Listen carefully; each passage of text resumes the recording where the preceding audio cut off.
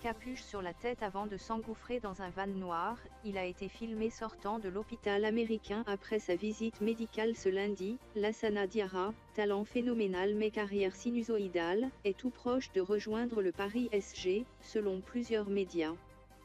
Ces images du site du Parisien confortent les dernières informations de RMC et L'Équipe, qui avance un futur contrat de 18 mois. L'As ne va sans doute pas faire grimper sa cote de popularité à Marseille. Son histoire avec l'OM s'était déjà très mal terminée, par des bordées d'injures et de sifflets et un contrat à résilier d'un commun accord, pour le plus grand soulagement, apparemment, du club, de ses supporters, du joueur. Le Parisien de 32 ans, il a grandi à Belleville, dans le XXe arrondissement, avait pourtant largement le niveau pour être adulé à Marseille, que ce soit avant ou après le rachat du club par l'homme d'affaires américain Frank McCourt. Hargneux au pressing, technique dans la conservation de balles, brillant dans la construction, l'ancien de Chelsea, 2005-07, et du Real Madrid, 2009-12, avait ébloui le Vélodrome à ses débuts, au sein d'un collectif brinque-ballant où il était l'un des seuls à surnager. Mais l'histoire d'amour a mal fini à Marseille.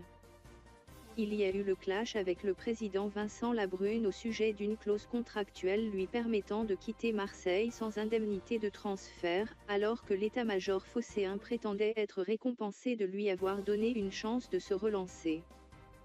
Et l'actualité davantage judiciaire que sportive, l'As ayant écopé d'une amende de 10 millions d'euros pour avoir rompu son contrat avec son ancien club, le Lokomotiv Moscou, 2013-14, où il avait échoué après une pige lucrative au pied du Caucase, à El Anji Makhatkala, 2012-13. Remplacé à l'international français, 34 sélections au compteur mais une Coupe du Monde 2010 manquée pour cause de drépanocytose ou anémie falciforme, maladie du sang, s'était finalement engagé en mai dernier avec Aluminium Jatira, aux Émirats Arabes Unis. Avant de se libérer de ce contrat fin décembre par consentement mutuel. Ce n'est pas la première fois que le Paris Saint-Germain tente d'enrôler le milieu défensif.